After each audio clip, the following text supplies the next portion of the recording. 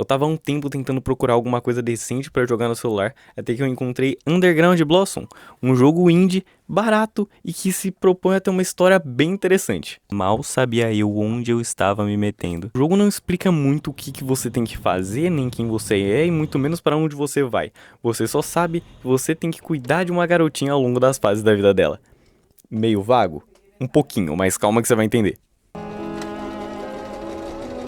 Chegando na primeira fase do jogo, a gente se depara com uma estação de trem vazia, uma garotinha e do lado dela, a mãe dela. A mãe dela fala que tá bem feliz por a gente estar lá, sei lá por quê. Então a gente começa, né, fazer o trampo, coloca a fralda, dá uma madeira e... Cara, ela soltou uma bomba. Olhando o cenário em volta, a gente repara que tem uma maleta no chão.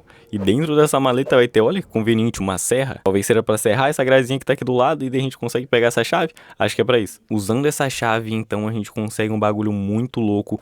Que é... E a cabine... E a cabine de ticket libera pra gente a véia que vai trocar a moedinha pelo ticket. É só isso mesmo. Ticket to the next station. Pegando a fralda que a menina tinha explodido, enfim, a gente consegue tacar ela no lixo e fazendo isso a gente taca um fósforo em cima e...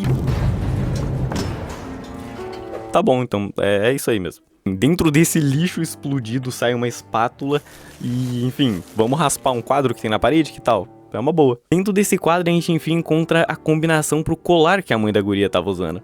Mas bagulho, hoje eu tô muito gaúcho. Colocando essa combinação no colar a gente vê uma hora. E é aqui que o jogo começa de verdade.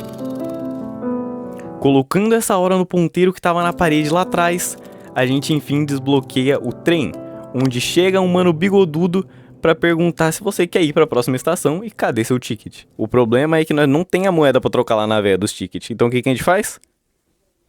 Assalta o cara. É, sem mais nem menos, é assalto mesmo. Sim, trocando o ticket, agora a gente já até que enfim pode ir para a segunda estação. E bora que bora. Ticket to the next station. 1 coin, please. Tá, calma. Você não tá entendendo nada do jogo, beleza? Até esse ponto eu também não tava, mas eu juro que tudo vai fazer sentido.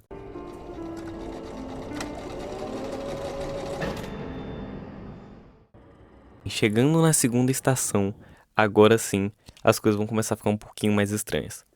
Primeiramente, a gente acha uma cabine telefônica que não tá funcionando por causa que a gente precisa de uma moedinha. Mas pegando essa moeda e ligando pra esse número específico aqui, acontece isso. Enfim, sim, nessa chamada alguém fala que vai pegar a mãe da garota. E alguém vai raptar ela, sequestrar ela.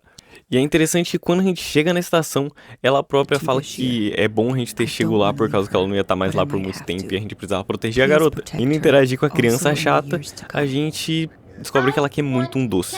Entregando o doce pra essa criança chata, ela começa a correr por aí que nem doida. E daí quando tu pega ela, até que enfim ela te dá uma das partes pra resolver um dos puzzles dos vitrais que estão ali em cima. Resolvendo esses puzzles dos vitrais e mais alguns por aí, a gente chega num cara que ele quer muito ler o jornal, entregando um jornal pra esse cara que tem algumas referências a outros jogos da Rust Lake. E depois dessa câmera, irmão, daqui pra frente é só pra trás. A garotinha começa a querer muito tirar fotos com essa câmera e durante as fotos um ser meio esquisito aparece. E esse ser pega a mãe dela. A gente não consegue ver direito esse ser, ele parece um bicho preto com a cabeça de bode, só que a garota fotografou tudo, então é exatamente isso que a gente vai fazer agora, bora revelar essas fotografias. Com as fotografias reveladas, até que enfim a gente consegue ver duas coisas muito importantes. Primeiro, é o servo, que realmente sequestrou a mãe da garota, sabe-se lá por que motivo, e segundamente é o nosso personagem, que parece ser um pássaro humanoide. Enfim, lá no fundinho a gente consegue ver um horário para um relógio. Está aí, o horário da próxima estação. Só que tem um pequeno problema, a gente ainda não tem o ticket e é exatamente disso que a gente vai atrás agora. Lembra dos vitrais que eu falei que ela entregava uma peça? Se você pegar todos esses vitrais e pegar as formas dele, tem um puzzlezinho rápido que você resolve e daí eles entregam o ticket. Eu achei até meio anticlimático, mas enfim, é assim que funciona, quem sou pra reclamar.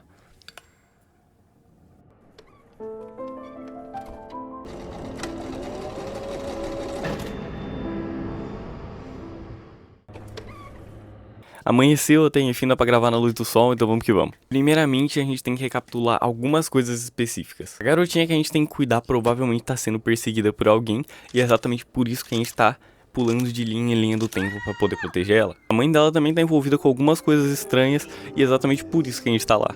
Coisa que eu acabei esquecendo de citar é que no final desse capítulo a bolsa da mãe dela cai, deixando pra gente aquele relógio que ela usava no peito. Agora chegando nesse novo capítulo a gente já vê a garotinha na fase da adolescência e ela parece um pouquinho isolada dos outros. Talvez com motivo, já que a turma dela é bem estranha. Esse capítulo é de longe o mais simplesinho de todos, o mais rápido, onde você só tem que meio que ficar juntando alguns itens pra descobrir quem é cada um deles. E assim a gente descobre que o nome da criança que a gente tá cuidando é Laura, assim vai ficar um pouquinho mais fácil de chamar ela. Um colega roubou algumas fotos da Laura e quando a gente descobre quem é só a gente tacar um ovo na cabeça dele que ele deixa a mochila dele cair. Assim, vendo as fotos que ele roubou da Laura, a gente repara que são as fotos que ela tirou naquele dia há muito tempo atrás. Além de um diário com um desenho de uma mulher, que bem provavelmente é a mãe dela, e com um desenho de um pássaro, que bem provavelmente é a gente. Entregando essas fotos pra ela, ela só agradece e fala que o nosso trem vai sair em um horário específico. Então, coloca esse horário no relógio e tá aí o trem. Cadê o ticket, você me pergunta? Então, tem um puzzlezinho bem tranquilo de chutar no canto da fase. E sim, dá pra fazer pela lógica, só que ele é tão mais fácil por tentativa e erro que é só você ir clicando que uma hora você acerta. Fim, próxima estação. Pá.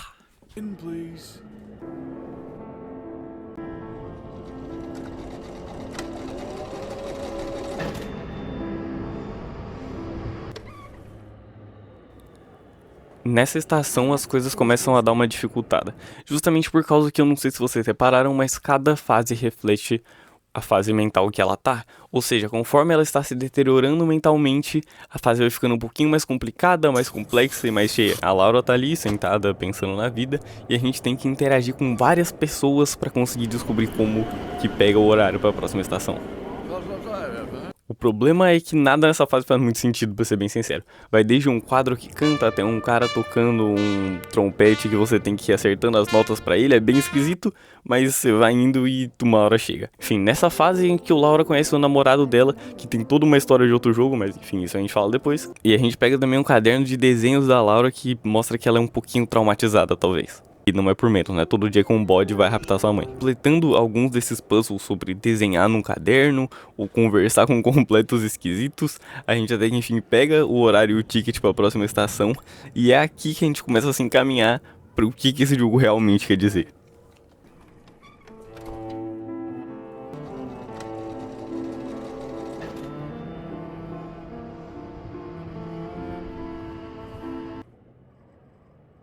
Partindo então pro último capítulo desse vídeo. E não é o último capítulo do jogo, mas esse é o último capítulo sobre a história da Laura, então não faz muito sentido eu acabar continuando depois daqui. Talvez em um vídeo futuro, mas por enquanto não. Chegando nessa estação, a Laura tá infelizmente terminando com o namorado dela, que se chama Bob.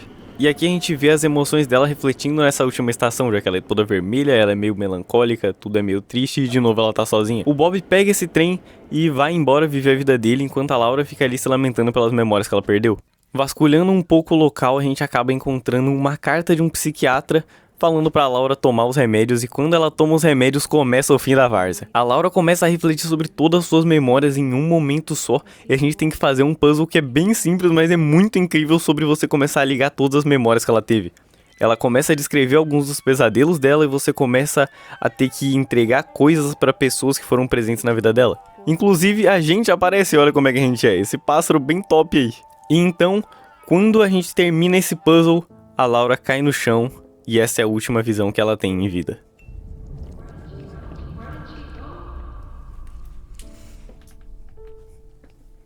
Tá bom, você não entendeu nada? Beleza, essa é a hora que eu explico o que é esse jogo e qual é a real história da Laura.